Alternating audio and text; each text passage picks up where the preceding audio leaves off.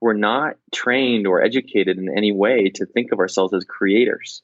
And that's the term I like to use, creator, because you can be creating anything. It's websites, it's videos, it's interviews, it's events, right? But until you actually step out and you're putting yourself on the line, right? Like people who are endlessly just accumulating knowledge and accumulate more and more books read. I mean, it's such a non-participatory way of living, in my view. Better to consume 1/10 as much information online and actually put that to use rather than just like racking up the vanity metrics.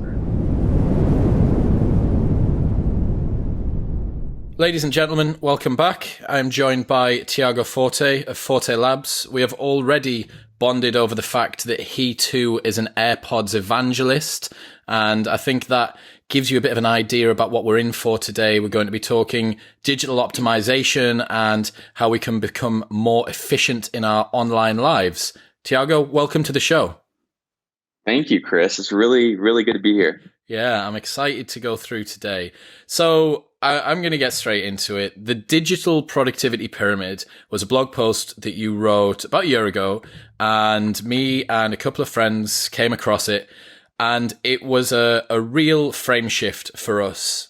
I was super impressed with it, and I think pretty much since then I've been hassling you in your inbox to try and get you on. So I'm very glad that we've found some time to get the AirPods in your ears and amazing to run through this. So let's take it from the top. Can you explain to people who've never heard of yourself or Forte Labs, which is the blogging company that you run, or the Digital Productivity Pyramid? Can you explain what it is and your philosophy behind it to begin with? Sure. So the pyramid, it really is not a pyramid scheme, I promise. It's a framework. It's a framework that I developed maybe a couple of years ago. I mean, I formalized it a couple of years ago, but it's definitely been rattling around my head for some years.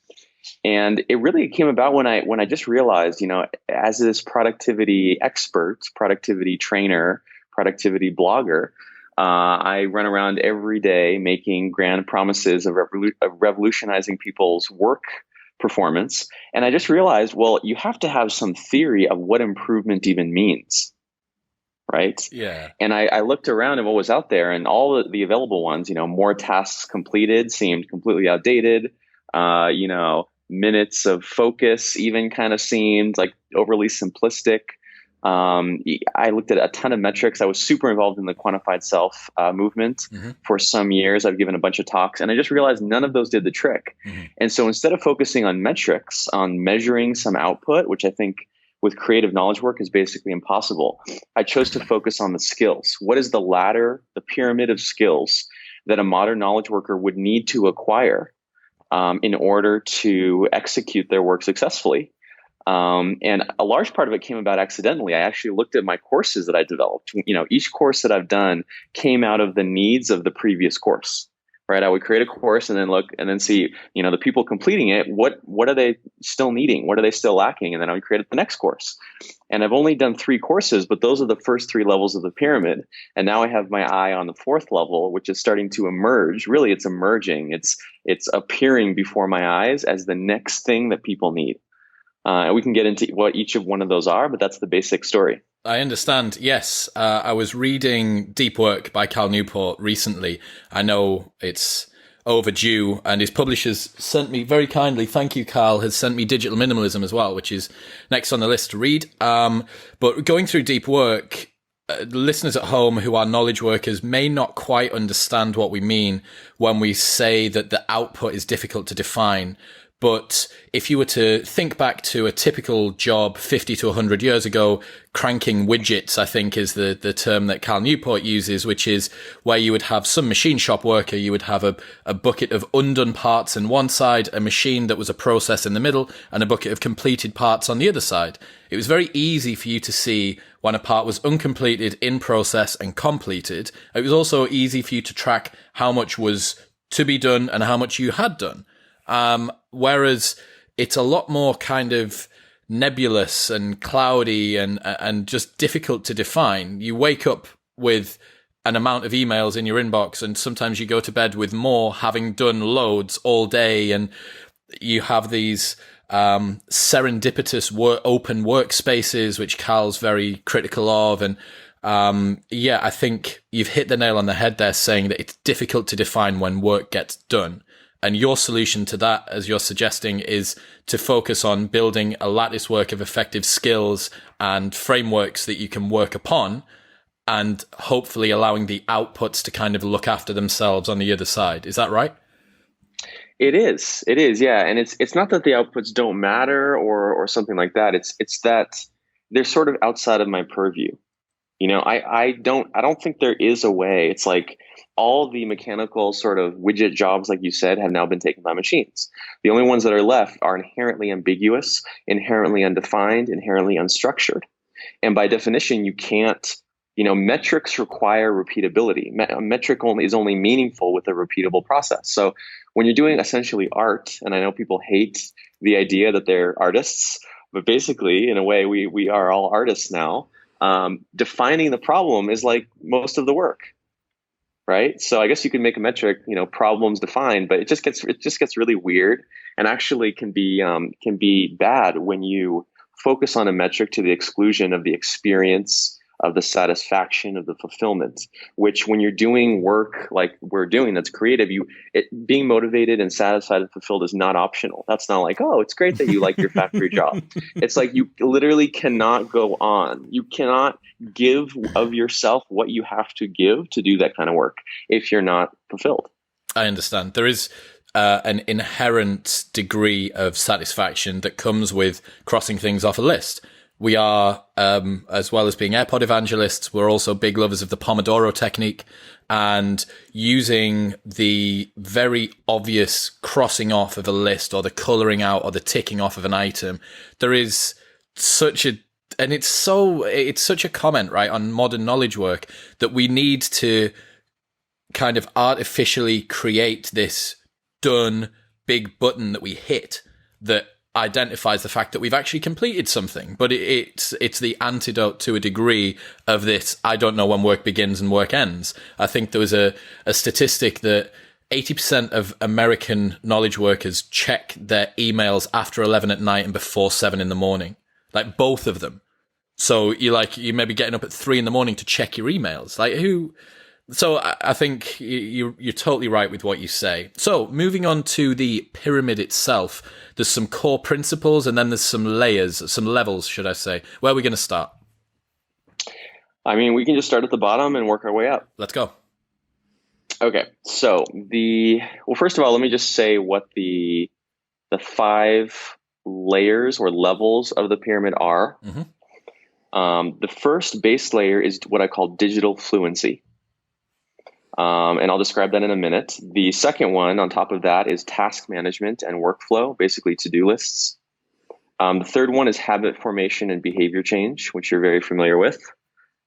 The fourth level is what I call personal knowledge management, PKM, which is essentially storing your knowledge in some sort of digital tool, offloading that knowledge from your brain onto a software program.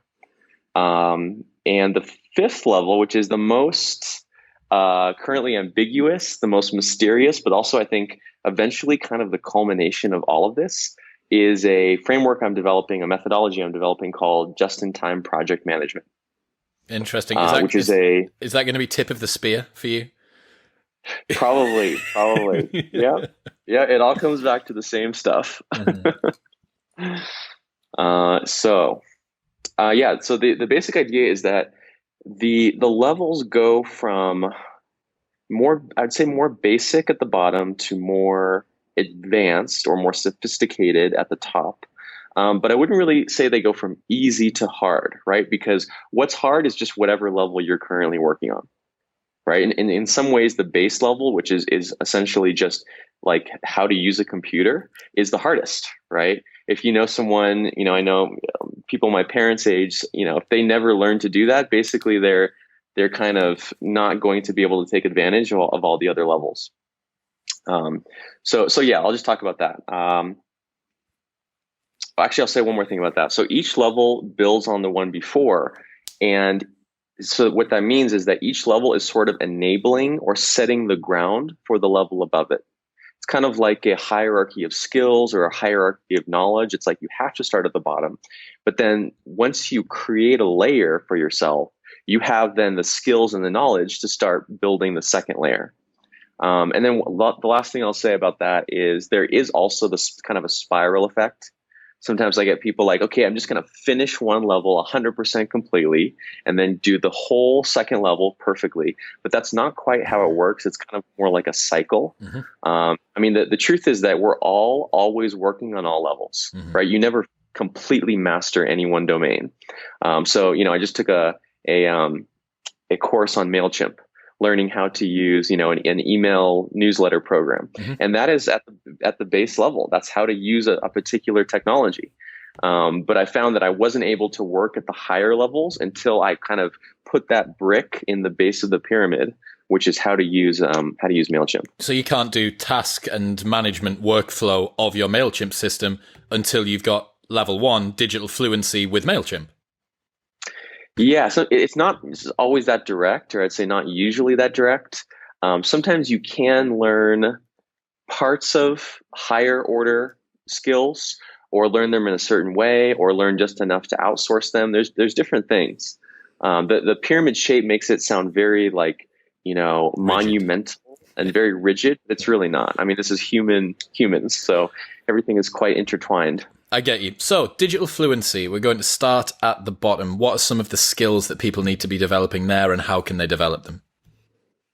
Yeah, so really this comes from my time working, so actually in high school.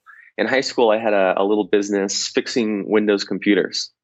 And I would go, this was really the start of I didn't know it at the time or for many years, but the start of what I would ultimately do is I would go around mostly to my parents' friends and then their friends and the neighbors and then their neighbors, fixing their, this was Windows XP in most cases. And it was really funny because I would bill by the hour, and a pretty darn good rate for a high school student. But then every single time after listening very, empathetically to their problem, the unique problems they were having, I would just always apply the exact same solution. I imagine there's a lot of physios listening that must feel the same thing. People that do sport, like strength and conditioning. I've got this very unique pain in my knee and this, that, and the other, and they'll just send them away with the basics that work well. Exactly. Yeah, my solution was to wipe their hard drive and reinstall Windows XP. You're just playing the game, Tiago. It's fine, man. It was wonderful. But I don't know. I learned a lot in that job, and then in my subsequent job in college, which was at the Apple Store. So that was a similar thing where I was one of those people that teach. So I would teach a morning class. At this time, and still, millions of people around the world were switching to Macs. It was kind of the golden era of switching, and I would teach them how to use their Macs. So basically, all the lessons from there, I distilled into 3 times 4, 12. Kind of specific technological skills, I'd say, or tools that I think you need to know at some point or another. Cool. And those are really just basic computer usage.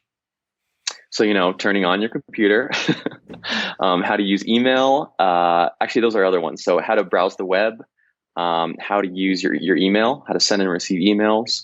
Then kind of getting more advanced keyboard shortcuts for the programs that you use the most, digital calendars. Scheduling apps for scheduling appointments and meetings and things like that. Read later apps. So you read, you find an article online you want to read, you save it to apps like Pocket and Instapaper. Then we proceed to inbox zero. So not just using email, but using it systematically in a way that you're consistently closing the loops in there. Then password management. So you're not having to remember passwords, or even worse, use the same password everywhere.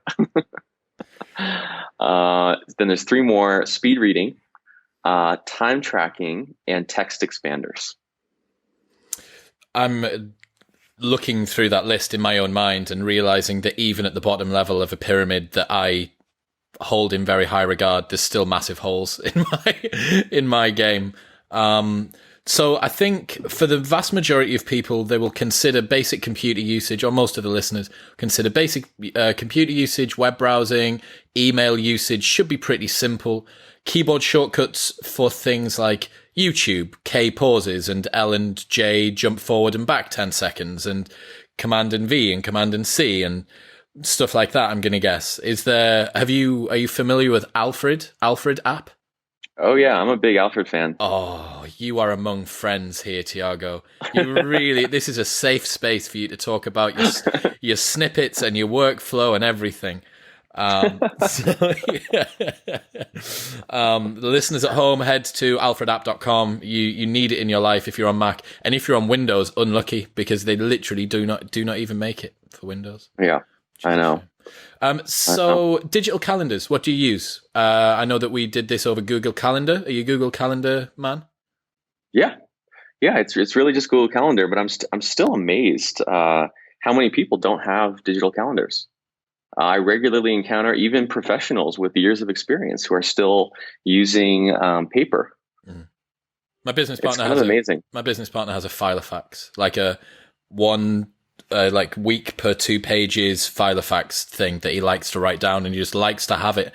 I'm like, oh man, he's a curmudgeon when it comes to that. I will convert him eventually, but we don't know. Moving on to scheduling apps. By the way, Google Calendar, I've fully transitioned now from iCal to Google Calendar, and the way that it links in with when you get a flight, like you get an email about a flight, and then your flight info's already in Google Calendar with your check-in, and it links to the email. Like it's so good. It is really good. Scheduling apps. What are we talking about there?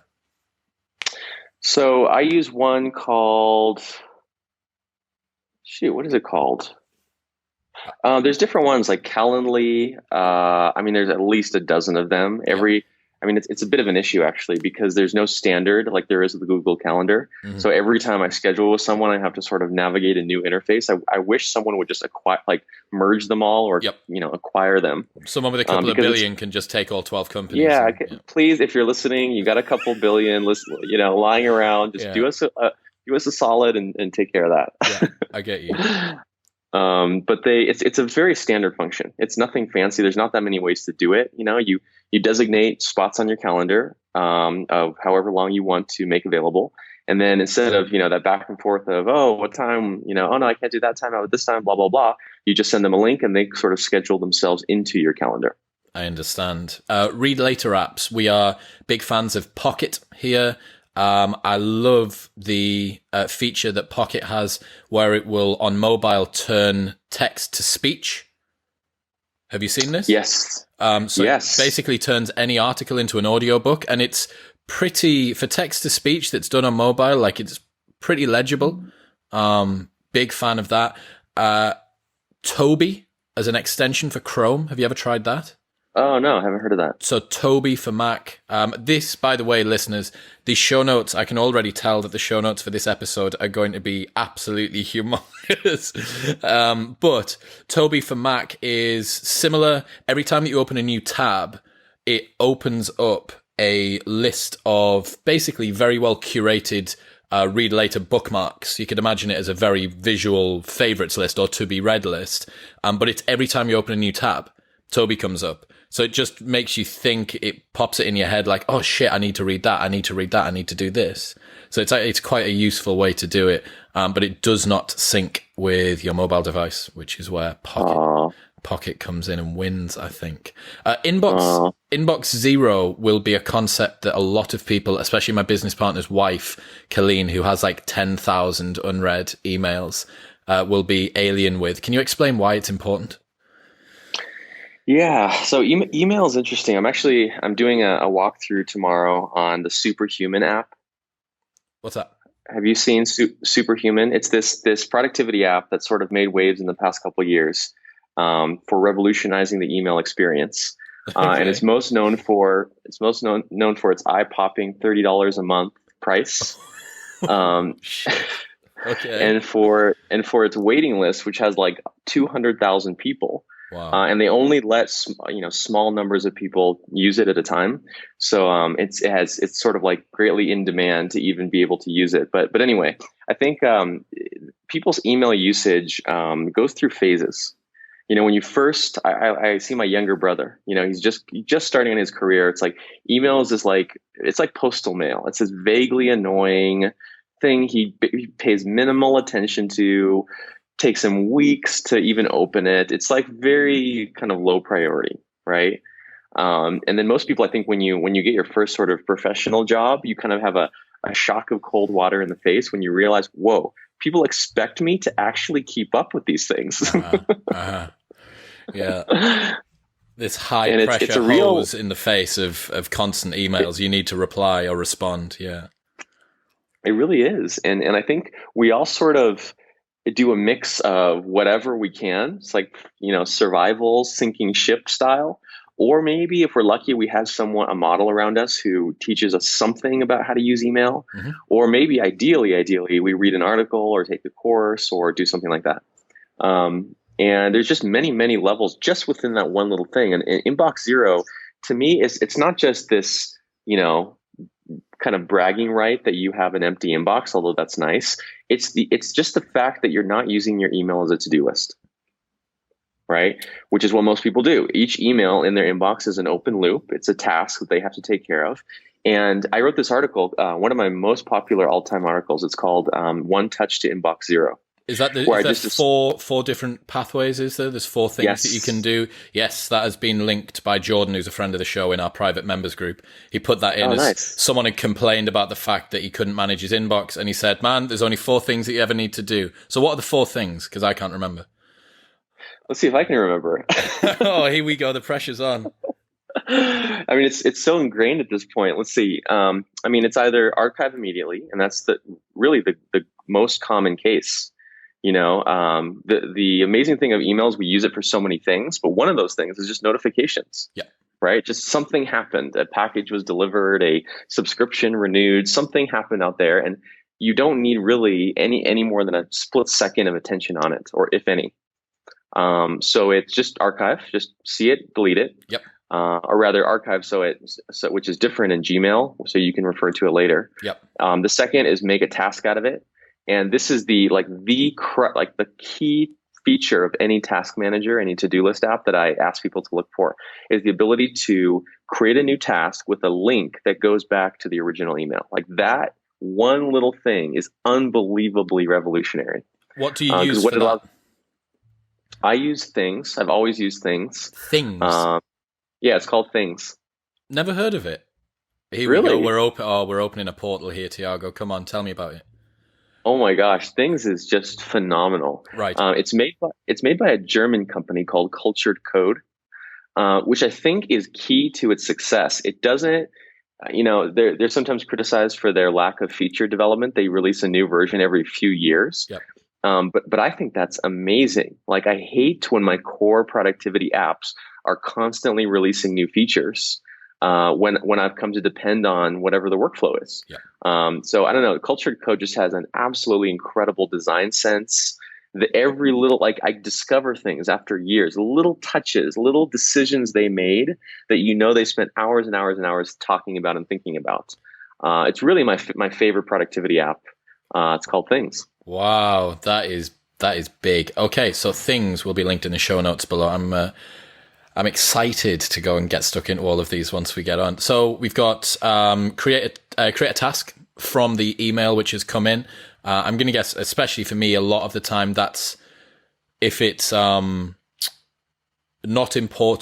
urgent but important in the Eisenhower matrix. That's where I guess a fair bit of the stuff would land. And if it's not just your Amazon order has been confirmed, that's probably where a fair bit of inbox stuff will come to, I guess, especially directly addressed stuff that's not just part of a big 5-person CC loop that you're not commenting in.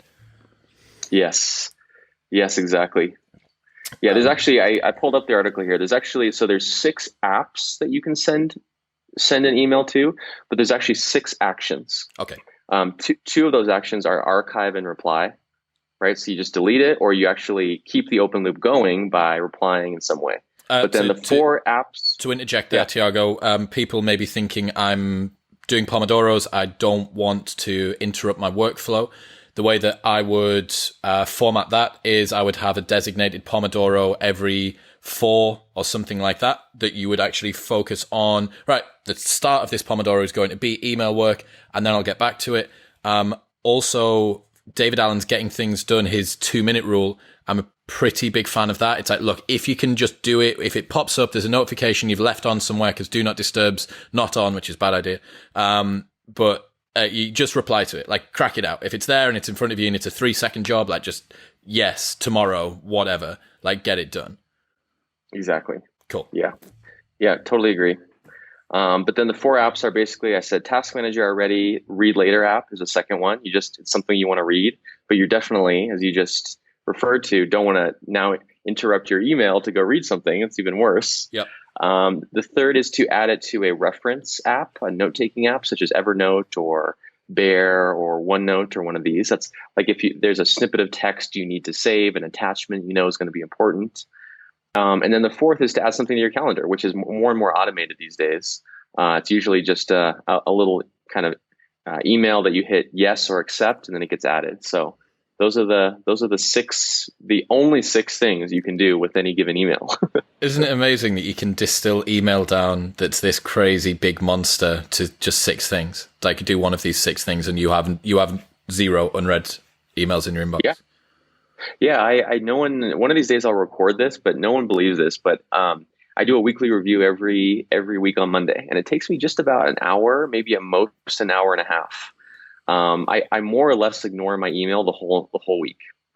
Like I'll pop in just if I know something's coming or just to see if there's something important, but I just let it accumulate because actually on Monday, I want there to be as many emails as possible because then I can batch process all of them in one gigantic session, which is still only an hour. But once you get going and you really get in the mindset of these 6 things, I mean, it's seconds. You're spending seconds per email, which completely changes the equation. I love it. Password management. This is one that I am very interested to hear about what you use. I'm a huge fan of 1Password. Okay. It's just the number 1 plus the word password.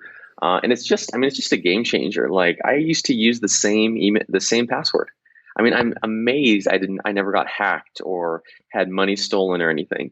And then at some point I developed this more sophisticated system where it was like the name of the website plus like the date, like some other variable, and then my standard password. And it started taking up so much cognitive bandwidth that I just thought I can't do it anymore.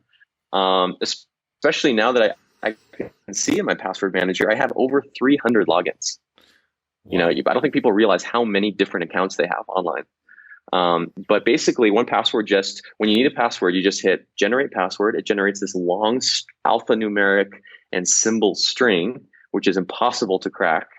And then it inserts your username and your password, saves it for you. And then if you ever come back to that website again, it recognizes the website and you just hit the little Chrome plugin and it inserts it right there. It's just incredible. Yeah, totally right.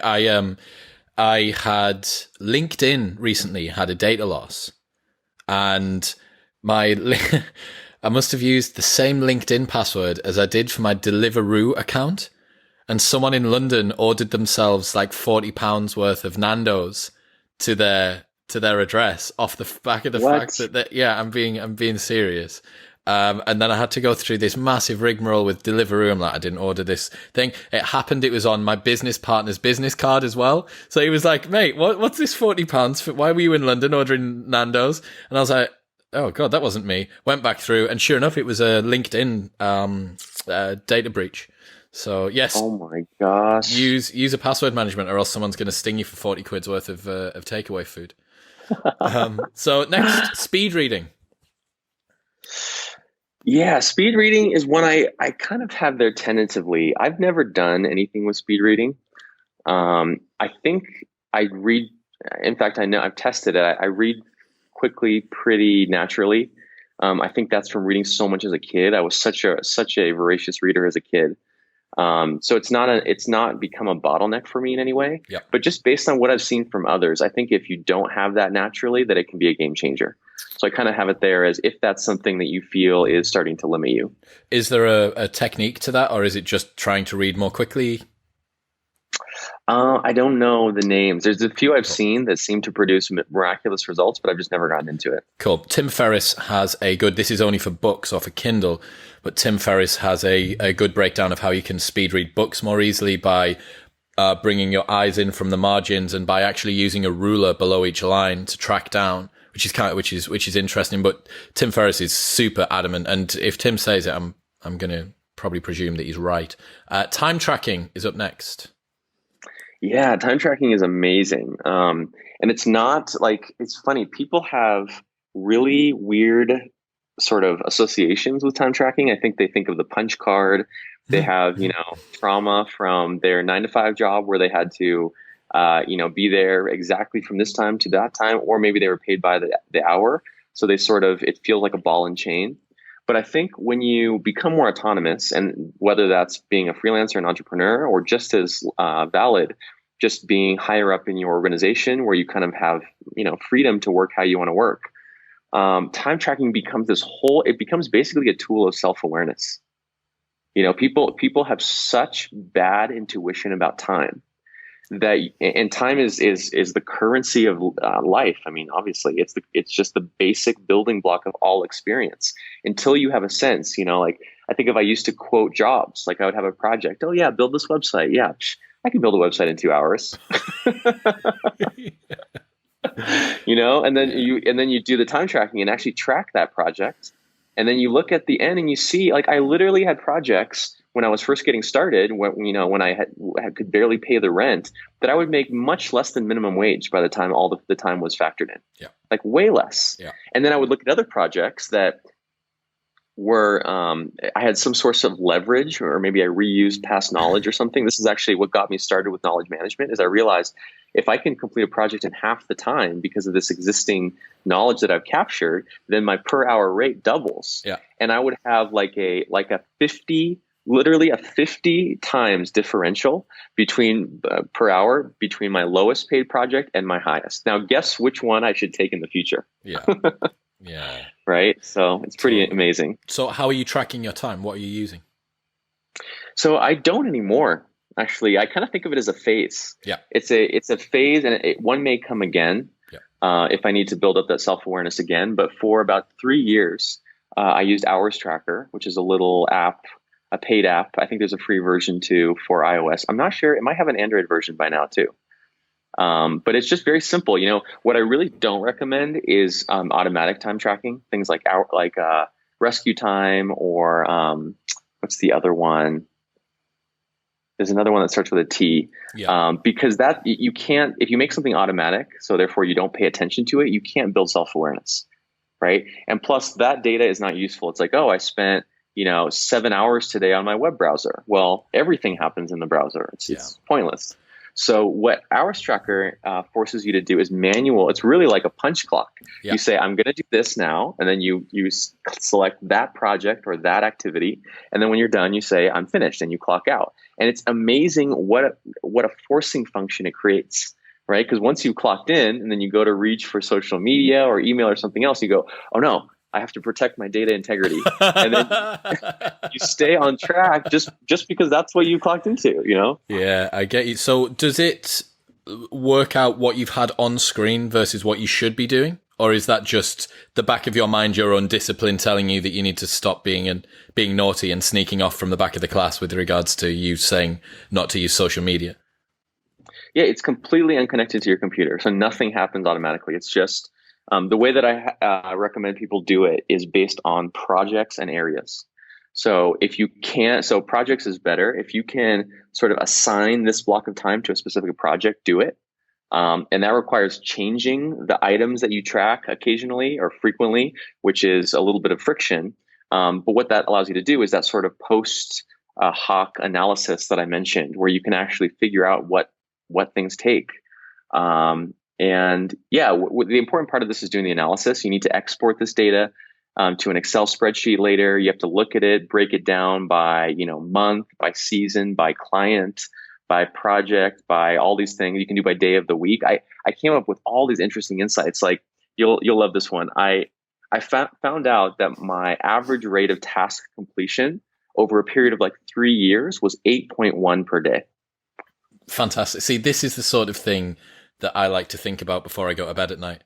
Like that's the sort of stuff. A good evening with a spreadsheet and some nice data in front of me. Fantastic. And that's hours, HOURS? Yep. Hours tracker, one word. Fantastic. Text expanders. We're talking about Alfred. Yes. Yeah. I originally used a different one called Atex, but then they stopped supporting it. So now I use, really that's the main feature of Alfred that I use besides the search. Yeah. Is this, they're called snippets, and I have them for all the usual stuff, my address, my phone number, my email. When I'm sitting next to each other and I watch them type out their email address now, I'm just like, whoa. Oh man. So a lot of the listeners at home will know what we are talking about, but on iOS there is an equivalent. If you go to general settings, general, keyboard, text replacement, there is exactly the same thing. So if you have a commonly written out sentence or even a paragraph, I have my num, which is actually an artifact of BlackBerry days that they had set in there. They had my num and my pin, and that would just expand out into your number or your pin. And you can have all sorts of stuff. Interesting. What do you use for, how are you using keyboard shortcuts? What do you want for your address, for instance? I just do hashtag A and it inputs my address. Nice. I do hashtag P for my phone number. Let's see, what else? I have all my websites, Yeah. So I have the dollar sign is the prefix for anything business related. So, $ WEB is my website. $T is Twitter. $F is Facebook. It's like when Nice. people's like when someone's like, send me your links, it's just like bam, bam, bam, bam, bam. Yeah, it's brutal. It's just like five in a row. I love it. And then actually another really cool use is verbs, action verbs. So when I create a to-do in things, so this is something I'm gonna, something I have to do in the future. Yep. It's tempting to sort of come up with words on the spot, right? So like, let's say you need to email someone. You might word that many different ways, like email. Let's say it's Rob. Email Rob, reach out to Rob, follow up with Rob, send Rob, Yep. get in touch with. There's like 15 different ways you might say email. Yep. The issue with that is it's really hard to batch process, right? Those 15 tasks might be in 15 different projects. So it would take half an hour just to go find them. So what I have is if I do /E and then space, it expands into email : and then I write just what I have to email. And I do that everywhere. So what that means, and this is really, really cool, but I can do one single search in my task manager and it will show me across dozens of different projects and different areas, every single task related to email. And then I can just do a massive batch process and send like every single email that I have to send. That's awesome. That's really, really cool. My shortcuts that I've gone to, instead of using the hashtag, I'm doing ADD1 for my home address, ADD2 for my office address, etc., etc. By adding the number in the same way as you've put the $sign, it's unlikely that you're going to type that. Yusuf, one of the co-hosts of the show, if he writes kind space RE, it expands out into kind regards Yusuf Smith at propanefitness.com. But because he forgets that it's there, a lot of the time he gets kind regards because he's continued through it. It's expanded out in all this stuff and then he's written it on the other side. So you need to be careful with your shortcuts. Whilst we're on this, Tiago, you should get the Twitter plugin for Alfred, which allows you to tweet from your Alfred deck. Have you seen this? No. So what's your Twitter again? At Forte Labs. Forte Labs, to show him how awesome Alfred Twitter is. And that's just sent from my nice. That's sent from my desktop. So you need that as well. So we're moving on to the second level now. Is that correct? Task management and workflow. Yes. We've kind of touched on this already, but basically, once you have all or some of the computer usage, you're comfortable with a core set of productivity apps, I'd say, you can level that up to really what is GTD. Like this was the layer that was really addressed by GTD, which said, the way that you manage tasks is not, or it doesn't have to be haphazard, random, just reactive to whatever is coming across your plate. It can be systematic. And I'm sure you're familiar with GTD. Many of your listeners will be. That's really how I got my start in the business. Is I had a GTD course that I created. And there's just the 5 stages. You capture your open loops, you clarify them, organize them, you reflect on your project list, and then you engage with whatever is most appropriate. And this is just a massive level upper. I mean, I think something like a little over 20,000 people have taken that course, and it was created almost 6 years ago and hasn't been changed since then. And I still get emails every week of people at every age, every stage of life, just discovering GTD for the first time, which is amazing. It's been around for almost 20 years, and realizing that there is just a much more sensible, logical way of managing their to-do list. Still relevant. Yeah, it really is. It's. Can you just lay out, so capture, clarify, organize, reflect, engage. Can you clarify how you would instantiate those things, or a little bit of an expansion on each of them, and then we'll get on to level 3? Sure. So each one is really just a principle that can be instantiated many different ways. If we're using, let's say, a task manager, which is really just a digital to-do list program, it's quite simple. So capture is really just get it from out there or in your mind somewhere into a centralized place. And that can be done very quickly. It should be done actually quickly, frictionlessly. You asked before how Things does this. It's control space, and this little tiny window in the center of your screen pops up, and then you just type the task and hit enter, and it just disappears. So you don't even have to so much as switch what program you're looking at. So yeah, that's capture. Yep. And clarify. So because capture has to be so frictionless, right? You might be in the middle of writing something. You might be in the middle of a meeting. You might be in the middle of a podcast interview. Because capture has to be so frictionless, you want to separate the actual thinking about what that thing actually is into the second step, which is clarify. So what you're going to do is, as you start capturing things, every day or 2 or 3, you're going to come to an inbox. Arrive at an inbox full of these things you've written down. And sometimes you're like, what was I even thinking? What does that even refer to? Like, you have to really do some clarifying, right? And clarifying can include making it more specific. It can include adding details like who you're supposed to call or why or what the agenda is. It can include what project it belongs to, what the goal of that task is, all sorts of things. Got you. And that's step 2. Yep. Step 3 is organize. So, at this point, you still just have this formless sea of different tasks that you've created.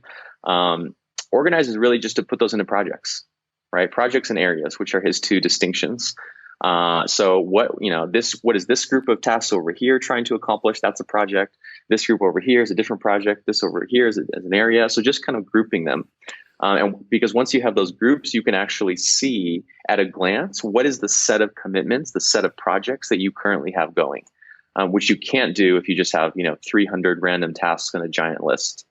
Yep. Yeah, you are very right. To go back to just the capture thing, a quote that I've been trying to remember that Johnny told me about is, I think it's David Allen, the mind is built for having thoughts, not holding thoughts. Is that David Allen? Yes, that is. Yes. And that's so central, I think, to what we have here. The Zeigarnik effect, which is the open loop, closed loop that everyone suffers with. It's a reason that inbox 0 is a good idea. It's a reason that the 2-minute rule is a good idea, that getting things out of your head and into some sort of capture process that is then clarified because the capture was probably pretty quick and rough hewn. Then we've organized it. We've put it into something which is a little bit more well formatted and underneath headings of topics or dates or whatever it might be. And then we're going to reflect next. Yes. So up till now, you've sort of been building and accumulating and defining your to-do list. But then, all of that goes out of date. Tasks are perishable. It's like fruit. what was relevant yesterday suddenly in the light of new information is not relevant, or especially once days, weeks have passed, you have to actually refresh this list of projects and tasks. David Allen recommends doing this in a weekly review or a monthly review. Is taking some time. And the reason he uses reflect is this is actually not a mechanical analytical process. It's you have to step back and think, okay, why am I doing all this? What is all this still relevant? You don't want to keep the heads down, chugging along for too long. You want to actually think about the big picture. So that's the reflect stage. And then engage is really just, you sort of been preparing all this so that when you arrive at work in the morning, right? So it's that you have that fresh mind, you have a fresh cup of coffee, you're ready to go, instead of, oh, let me start way at the beginning, thinking of my open loops, checking my email, clarifying, organizing. You actually are ready to just look at your task manager, pick a subset of, in my case, 8.1 tasks for the day, and then just actually produce value and get things done, like the name says, instead of doing your work instead of planning your work, because you've pre-planned and pre-organized all these things. I get you. So with the fact that you're capturing quite quickly and then reflecting on a weekly basis, where do you draw the line between something comes into your sphere of attention or sphere of awareness? Someone texts you, there's something that needs to be done, someone asks you a question, you realize there's something that you need to get from the store later on, or whatever it might be. Where do you draw the line between doing the action now or scheduling it for later? I mean, for things, so David Allen uses a 2-minute rule. If you just can do it, immediately do it, right? He kind of chose 2 minutes as the threshold under which it's not worth all this time of doing all these things. The thing is that people, and we even talked about this when I was on his podcast, people seriously underestimate how much or overestimate how much 2 minutes is, right? I mean, 2 minutes is like nothing. It's like it goes by in a second, yeah. Right? So you sort of have to, in a weird way, there's something else that happens too, which is usually when you have one open loop, one thing you're trying to remember to do, you're like, oh, that's fine. One thing I can remember, 2 things, 3 things, 4 things. And then you get around like 5 or 7. And it's only then that you realize, oh my gosh, it's falling out. I'm balls are crushed falling out of the under the weight of my tasks here. Yeah. Yes. Yeah. So in a way, you have to sort of underestimate yourself. You could keep 5 to 7 tasks in your head, but you have to and it's really, you have to train yourself when one open loop arrives or 2 to think, okay, I could remember these, but let me just capture them, right? It's sort of, it's a habit, it's self-discipline, because over time, you really do have like thousands of tasks every year. Inbox zero for your brain. Basically, yeah. Nice. I like it. So we're moving on to level 3. If we finished level 2 there, right? There's nothing else that we need to touch on there? Yeah, pretty much. So habit formation and behavior change. James Clear's been on recently, so everyone will be primed and prepped ready for this one. Yes. So this actually emerged. I had my course called Get Stuff Done Like a Boss, which was on GTD. But then, I finished the course saying, now you know it. Now you have it. The only thing you must do from now on is your weekly review. Okay. Put it on your calendar, schedule it, and just do it. I was like, oh yeah, this will be easy. And then of course, as I follow up with people, as I hear back, that's the thing that they don't do, right? It's the linchpin, the keystone habit, right? The one habit upon which all others rely. And it's hard to do. If you're not used to setting aside an hour or 2 a week to actually reflect on everything you're committed to, it feels like this just tremendous burden. And I guess as well with the with the increased velocity of capture of to-do lists, if you don't have the reflect, what you've actually done is just pile weight on top of yourself, and you then eventually do a undisciplined manner look at this, and you just get everything in the face, get hit in the face by these old artifacts of a time gone by when you were noting them all down. And it probably even would make some people shy away from being so efficient with their capture, because they're giving themselves this future curse that they're going to have to come up against. It's true. It's really true. Yeah, it's confronting. It's very confronting. You're right. So I created my next course was called Design Your Habits.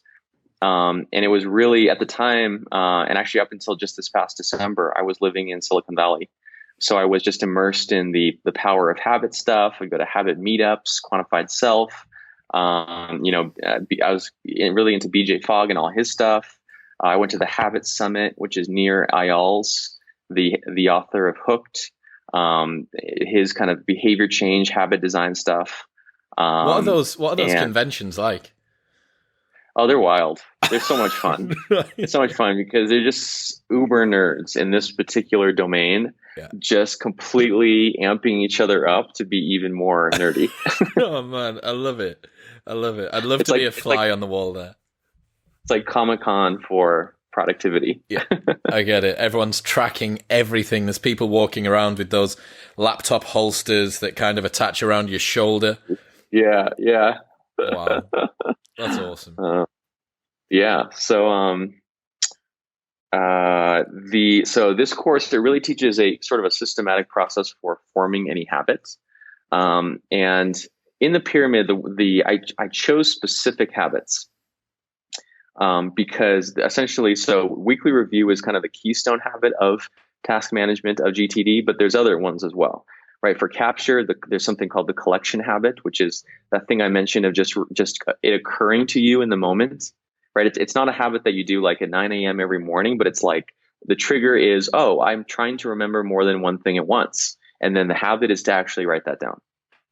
For the clarify stage, then the habit is next physical action. So it's basically just to always, when you do write down that task, to write it specifically instead of like, oh, figure out new computer.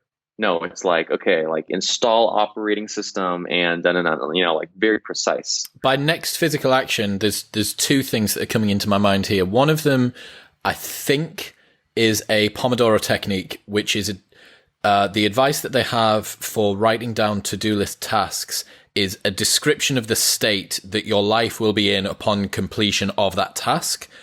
But it sounds like your point here is closer to what James Clear touches on, which is what is the first step which I need to take, which puts me on the path of this particular process. Where do we lie in between those two? Yeah, I think you're right. They are very different things. And how you describing end states, I think that's more for goals or outcomes for me. That's the relatively long distance thing. So next physical action is really a great insight from David Allen. It's the insight that often we define our tasks as essentially mental operations. Like ponder, reflect,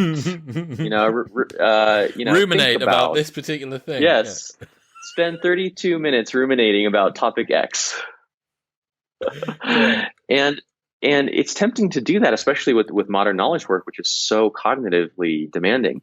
But it's an issue too, because mental operations, they tend to just sort of like, they're not concrete, not tangible. They don't really have a clear beginning and end. It's not clear when you've done them, right? So it's much better, according to this methodology, to just say, what is the thing you'll have to do in order to do that thinking, right? Like he gives the example, decide. Like decide seems very clear cut. Oh, you just like go into your brain and you make a decision. But almost always, if you can't make that decision instantly, there's something you have to do. You have to talk to someone. You have to make a list of pros and cons. You have to do some brainstorming, something, right? And it's better to write down that task because then it's something you can achieve, you can accomplish, rather than just some ethereal, idea. I understand. So what is the literal next action that you need to take that progresses you along whatever path has been laid down through the collection? Yes. Cool. Yes. So organize, that's project list. Yeah. So the project list probably doesn't sound like a habit, but it's essentially the habit of maintaining it. This is something I teach in actually two of these courses, but your project list is an absolutely fundamental piece of your productivity. It's really something that's unavoidable. People tend to think of their work in terms of tasks, which is too low level. They're too, especially if you follow this method, they're too specific for you to really see the big picture. Whereas goals are too big picture, right? It doesn't help you to know in 3 years you want to have your villa in the south of Italy. Okay, well, I just need to know what I'm supposed to do now. And projects are really that medium resolution, right? It's like the medium elevation where they're tangible and concrete enough that you could see the path more or less to get there, but also big enough that they could actually have a huge impact. If you successfully complete a major project, that is a huge win. And David Allen has this quote that he has the same kind of preoccupation. He's like, the biggest thing that I'm mystified by is the number of high performing people that just do not have a project list. Like they just don't maintain it. So that's the habit. You are right. So how do you actually instantiate that? Is it just once you have your rough-hewn bunch of things that you've put down, you're lumping them into a clearly defined set of categories? Yeah. It's assigning your next actions, your tasks to their appropriate projects, but also it's a way of thinking too, right? It's just thinking in terms of projects instead of like, okay, learn Spanish. That's a classic one I see. Oh yeah, that's a goal of mine. Learn Spanish. Okay, but that's not a project. It has no end. You don't reach a day where you just like have learned Spanish. It's an infinite game. It's a never ending thing. And so much better than that is to pick at first small achievable thing like complete Rosetta Stone or complete the Babbel modules for Spanish. Beginner ones, yeah. Right? Then you can achieve that project and then think about what you learned, formulate a new project. Really, on the way to any goal, especially any major goal, there should be a long series of stepping stones, and those stepping stones are whole projects. I do this case study in my other course, Building a Second Brain, of redesigning my website. If you really break down redesigning a website, it's like a dozen different projects. Right? Because you have to like create things. You have to, I had to create my brochure because I wanted to put it on there. I had to get headshots. Oh my gosh, getting headshots is a whole project by itself. Yeah. And then only when I'd completed most of those dozen projects did it even make sense to touch the web design itself. I understand. I'm going to guess that as we move down, we're going to touch on this, but have you got a way whereby people take goals or the overall ephemeral stuff and go top down and turn them from goals and objectives into projects and into actions? Because we're kind of going bottom up here, right? Like something appears in your sphere of awareness, it then gets instantiated in and lumped into one of the projects. But if you don't have your projects there, you can't do this. Yeah. So this is very funny. I get this question a lot because essentially, no, I don't really do that. Interesting. And the reason I think, so a couple of reasons. First is that that's what most others do. And there's definitely huge value in it. But every productivity book I've read, goal setting methodology course I've done is what is your 10-year vision, your long-term thing, the life you want to have, what are your goals, all these things. And then they sort of cascade those goals down into specific outcomes and then projects and then tasks. And that has value. It's super good to do. I do it from time to time. But my general philosophy that you'll see in this whole pyramid actually is something that I haven't seen, which is sort of like emergent productivity, right? In an environment where you don't know what the final goal is, right? Where you're doing ambiguous creative work, where you're, as we said before, discovering what the goals are as you make progress on them. You have to let things emerge, right? You have to sort of do a fundamental series of activities that produce value. And then as you see the value you're producing, you sort of take a step back and you go, oh, there seems to be a lot of value being produced in this part of my life. Let me now retroactively think of a goal that makes use of that value. So the listeners who tuned into the James Clear episode from a few weeks ago will know that James talked a lot about this. He talked about our genes do not predetermine, but they do predispose. And he suggests the fact that someone who has both a talent or capacity in a particular area and a passion is a very dangerous individual for whatever that domain of competence is. And obviously what you're allowing to happen there is, I'm just going to start doing stuff. Just do some stuff and see where I appear to be effective. And the places that you are most effective in, probably quite likely will be where your competence is highest, and also your motivation or feeling of fun. The metric that James uses is, what do you do that to you feels like fun, but to everyone else feels like work? And wherever that lies is, okay, we'll start to exploit that a little bit. We'll have a look at what happens over on that side. Oh, maybe I'm getting a little bit bored of that. But you've started to gear yourself towards that in a very bizarre way. It's a very philosophical solution to what is an incredibly modern problem, isn't it? It can get pretty philosophical. It is fundamentally a different approach, I'd say, not only to productivity, but kind of to life. It's like the point of your life is not to conform to a set of a priori objectives that you imagined at some very early immature stage. The point of life is to experience life, right? And to experience it in a not always controlled way, right? Like to fully, I was just writing about this in a blog post, it is the lack of control of life that allows life to be exciting and invigorating and just from time to time absolutely terrifying.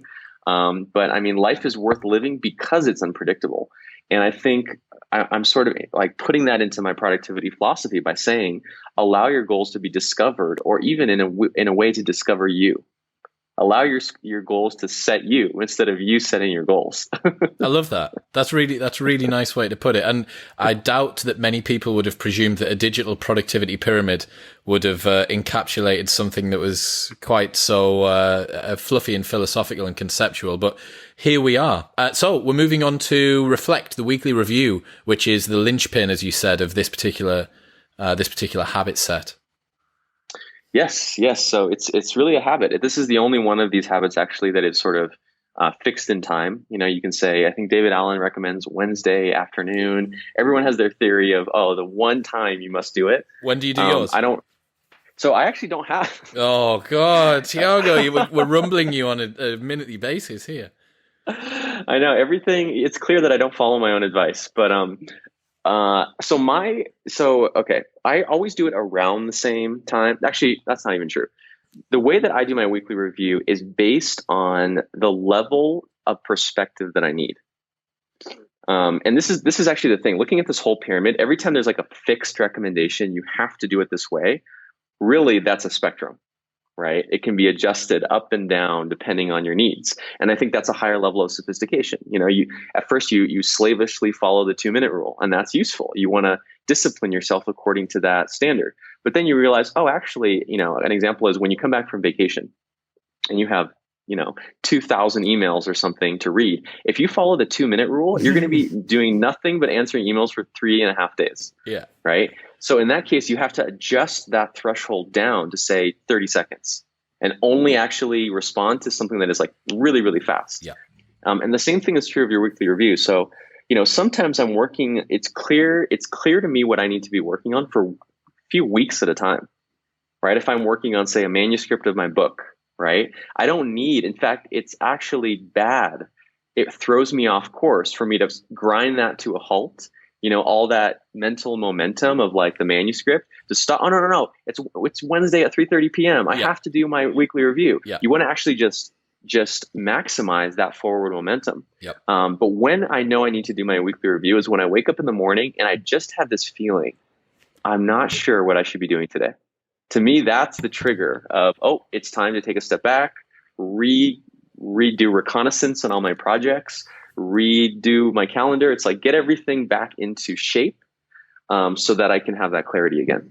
I get it. Also, I totally understand what you mean about the fact that upon instantiating a lot of the strategies that we're going through today, these rigid rules are a good way to do them. It's the same reason that when anyone who's ever taken a martial arts class, they will learn how to jab, and the process for a jab, or Brazilian jiu-jitsu, taking whatever the fundamentals are quite rigidly defined, because it is a useful framework for a beginner to layer their non-existent understanding over. But this conversation between myself and you is like a blue belt talking to like a 7th degree like black belt, and you're now in this place where you are able to feel with a lot more fidelity and play around with the parameters of what the emergence of these strategies actually means. And it's that the weekly review is there every single week at the same time to create this framework, and it makes you accountable, and it gives you this repetition so that you learn to instantiate it. But you are right, like the reason it's there at weekly is presumably a week is around about the iteration like length that's about right for you to need to do it. But completely correct. Sometimes it might be a month, sometimes it might be twice a week. So yeah, I think you're allowed to, when you're Tiago Forte, you're allowed to play around with the rules and break them sometimes. Yeah, exactly. Yeah, it's the same thing in any domain. I think you're right. In writing, you can break the rules and produce incredible, innovative pieces of writing, but only after you've mastered them. Right? If you're a beginner trying to just break rules, it's just going to be, nonsensical, whatever. Yes. Yeah, because it's not emergent from an understanding of the rules themselves, right? Exactly. So, engage, context / priorities. I don't know what this means. Yeah, so Alan has this idea of context, which is the way you should decide what to do at any given time is based on the context in which you find yourself, right? It's not based on strict priority. It's just based on, so for example, if you are on the train and you only have your mobile device, let's say, you should only do tasks that are amenable, that make sense to do on your mobile device in that situation, right? You shouldn't sit down and try to do some big heavy lift if you know that you're going to be getting off in 10 minutes. If you are, walking through the city and you have your phone, you should make phone calls. You shouldn't try to you could walk and be typing on your phone or something, but that doesn't make sense while walking through a city. You should make phone calls, right? So, and that's different from priority. It's basically saying that the top priority in any given moment depends on, in his case, he said the energy you have, how much energy is available to you, the tools you have, how much time you have. And then finally, last is the actual urgency, the priority of it. Yeah, I guess there's probably quite a lot of devils in the details with regards to this final one, this engage, context and priorities. I imagine creating a formalized framework for this and instantiating it's probably a bit more difficult to define. It's probably an experience game a little bit. So once again, you can take his 4 contexts as a starting point. I don't find them all that useful anymore. I have some writing I've done about this where, in the past, your tool largely determined your context, whether you had your computer, your phone, you were at the office, not at the office. But now with the phone, with a smartphone, GTD was formulated before smartphones. You could, in theory, do anything anywhere at any time. Yeah, you're totally right. So I have a post on this called "Productivity for Precious Snowflakes." That's a great, such a great title. It's one of my all-time most popular and most favorite posts. Still comes around on Twitter once in a while, but basically it's that I'm proposing a theory that the new sort of constraint on what you can do is your mood. That what you feel like doing basically is the best basis on which to choose what to do, which requires, a 5,000 word post to fully explain, but I'll let your readers find that if they're interested. They'll track it down. So we're moving on to level 4. We're high up on the pyramid now. We've got a nosebleed. We're terrified of heights, and we're looking at personal knowledge management. And I know that some of the co-hosts will be very excited for this because this is part of your Building a Second Brain course. That's right. So this is my current area of focus. Essentially, after the 2 previous courses, I noticed that, people would have incredible testimonials from GTD. I have my whole to-do list, my tasks completely organized. My habits are great. That's all wonderful.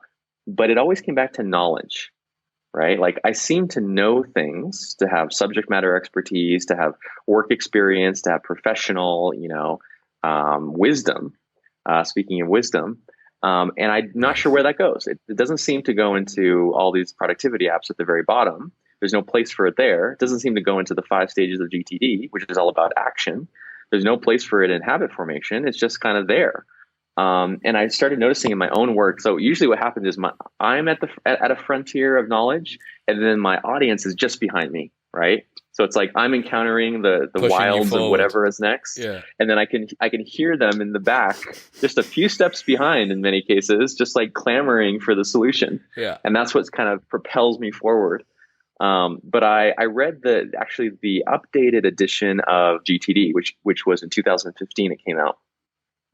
And he says all these times, there's actionable information tasks, and then there's reference information, which is everything else, right?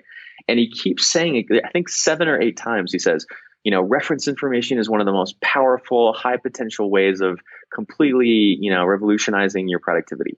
But then he just doesn't say anything. It's like essentially that's amazing. Yeah, it's outside the purview of GTD. And I just thought, oh my gosh, like this is the next frontier. This is what's next. Yeah. Right. Like GTD, in my opinion, solved tasks. It's going to be around 100 years from now. But there's this whole other thing, which is everything else. Right. And I just started, trying things for my own. This is how it usually happens. I experiment for my own. I start reading books.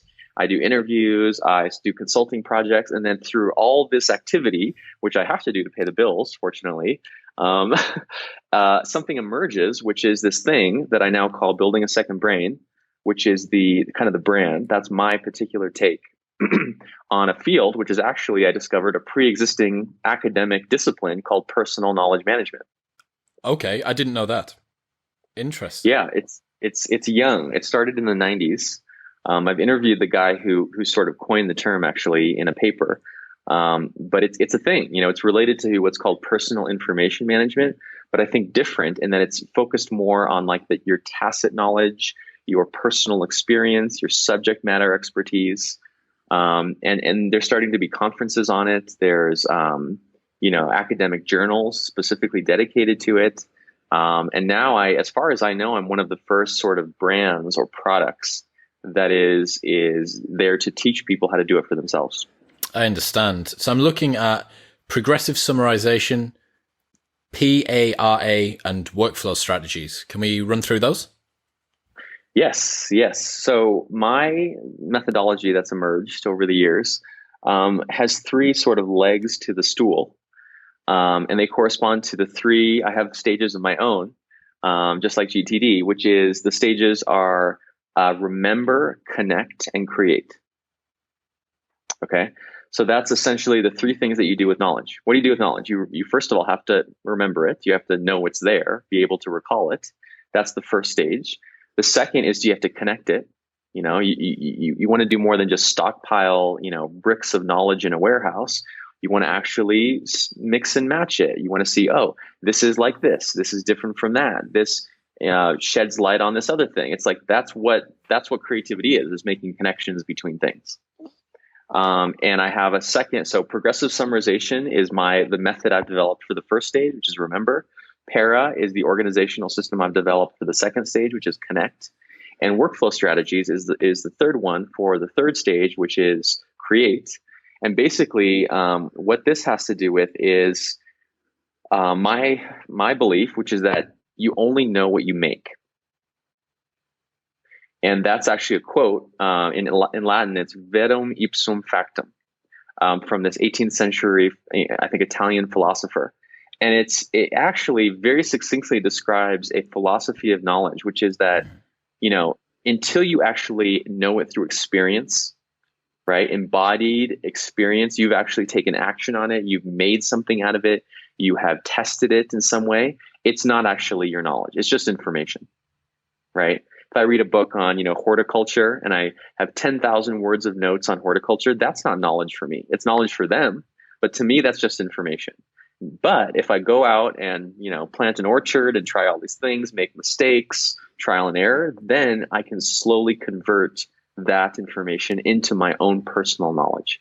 You've transcended the ability to remember as well. The listeners who are familiar with the Feynman technique, I guess, leverages something which is quite similar to this, which is that it's your job not only to read something, remember it, latch it onto the existing pieces of information that you have in associated and non-associated fields, but also finally to then be able to re-explain it to someone who has no understanding of whatever the field is that you're talking about. And that's like the icing on the top of the cake, that the final keystone in the bridge, so to speak, that locks everything together, right? Like, 'cause if you can do that, all of the other stages really kind of are just allowing you to do that.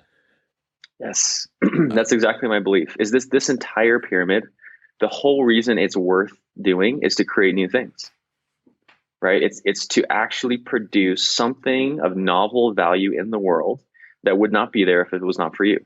Without that, this is all just like really like kind of like navel gazing. It's just like what's the word? It's just like widget making for. It's not even widget making. It's just You're not like making anything. Yeah, exactly. yeah, you're not making anything. At least widgets are useful. Yeah. You know, you could install them places. You touched on it at the very beginning. Yusuf, that all of the listeners will know, one of the co-hosts, he describes himself as a furious indexer of information. Like his Evernote, I want to say, is like up to between 5,000 and 10,000 notes on there now, and it's the meta tags are unbelievable. I mean, it would be like, it's like heaven for you, Tiago. You'd love it. It's all very, very beautifully designed. But his point is that it is just ruthless indexing, and when you don't actually then bring that forward into something. And as a perfect example for me, and some of the listeners might think as well, like, oh, well, I enjoy reading, I enjoy personal development, or maybe I enjoy sci-fi, and maybe I enjoy like, you know, whatever form of media it is, but I currently don't have an outlet that gives me a creative medium in which to put this on display. And that was one of the main reasons for me why I started this podcast, that I didn't have a platform in which I could talk about things that I was interested in, and then begin to layer on top of each other all of the different things that I was learning about as I went on. And then I'd speak to you or James Clear or Rory Sutherland or, you know, whoever it might be. And exactly. think, oh, I've now augmented my existing understanding with that. And not only have I had my understanding and their understanding, but when we've discussed them and brought them together, the sum has been greater than the whole of the parts. And I now have leveled up and I know all of this extra stuff that I didn't even know existed before. Exactly. Exactly. Yeah, that's absolutely key. And it goes back to that thing of being artists. We're not trained or educated in any way to think of ourselves as creators. And that's the term I like to use, creator, you know. Because you can be creating anything. It's websites, it's videos, it's interviews, it's events, right? But until you actually step out and you're putting yourself on the line, right? Like people who are endlessly just accumulating knowledge and accumulate more and more books read. I mean, it's such a non-participatory way of living, in my view. You know, better to consume 1/10 as much information online and actually put that to use, rather than just like racking up the vanity metrics. I think that's what it is.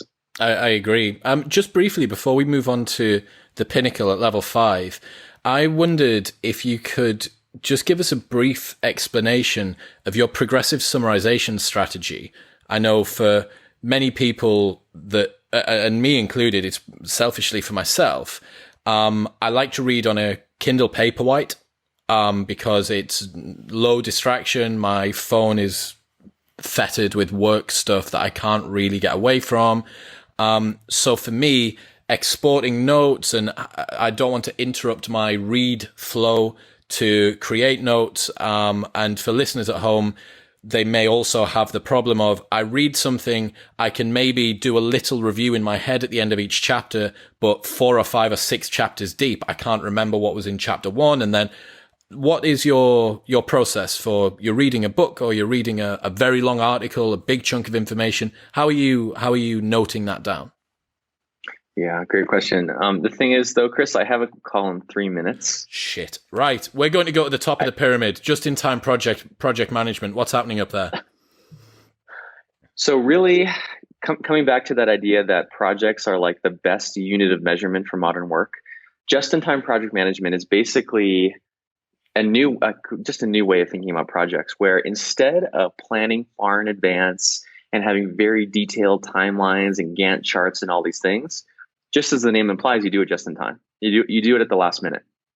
Why? And I know it's so for the very same reason that just-in-time manufacturing, which is where I borrowed that from, completely revolutionized manufacturing, which is that so if you think about it, everything else being equal, the best time to do something is at the last minute, right? When you do something right before it's actually needed, you have as much information as possible, right? You have as much wisdom as you can gather. The solution you're creating is actually close in time to the problem that it's trying to solve. So you're not going to be creating something and then weeks or months pass and it's no longer valid.